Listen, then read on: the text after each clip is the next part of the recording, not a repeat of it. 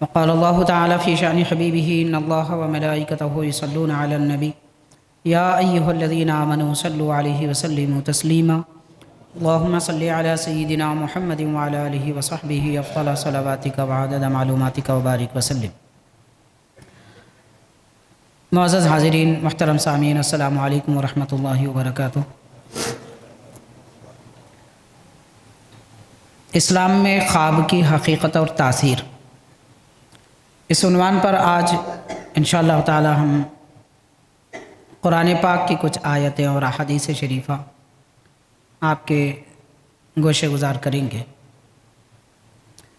حاضرین، انسان جو زندگی گزار رہا ہے اس زندگی میں ایک تو اس کی بیداری والی زندگی ہے، دوسری اس کی خواب والی زندگی ہے۔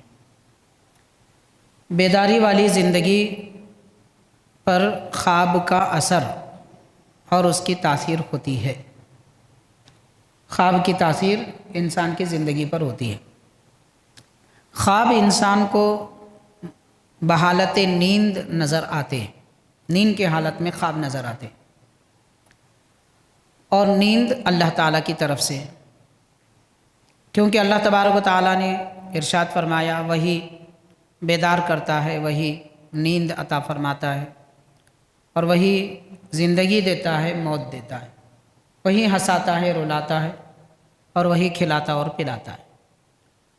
اللہ تبارک و تعالیٰ نے انسان کو اس کے جسم کی راحت کے لیے نیند جیسی نعمت عطا فرمائی جو موت کے مشابہ ہے۔ نیند میں، موت میں آدمی کی جو کیفیت ہوتی ہے، حالت نیند میں بھی وہی کیفیت ہوتی ہے۔ موت میں آدمی اپنے جسم پر قابو نہیں رکھتا، حالت نیند میں بھی اپنے آپ پر قابو نہیں رکھتا۔ موت کی حالت میں آدمی غافل ہوتا ہے، نیند کی حالت میں بھی غافل ہوتا ہے۔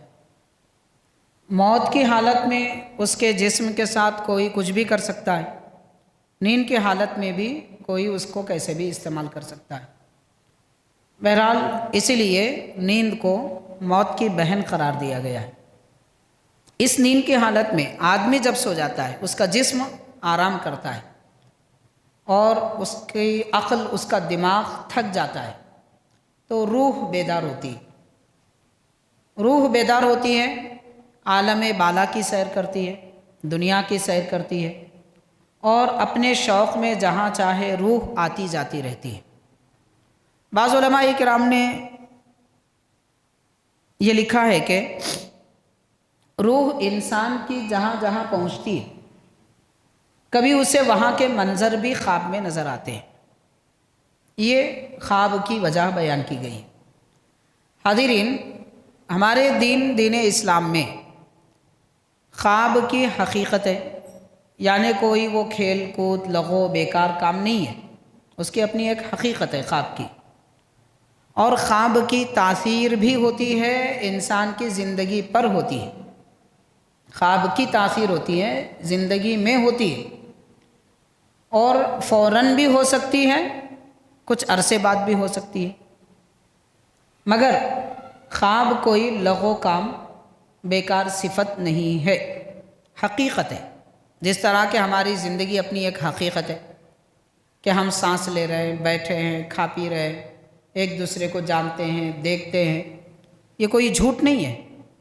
جیسے ہماری زندگی اپنی ایک حقیقت ہے، اس کو ہر کوئی مانتا ہے، خواب بھی زندگی کی طرح ایک حقیقت ہے۔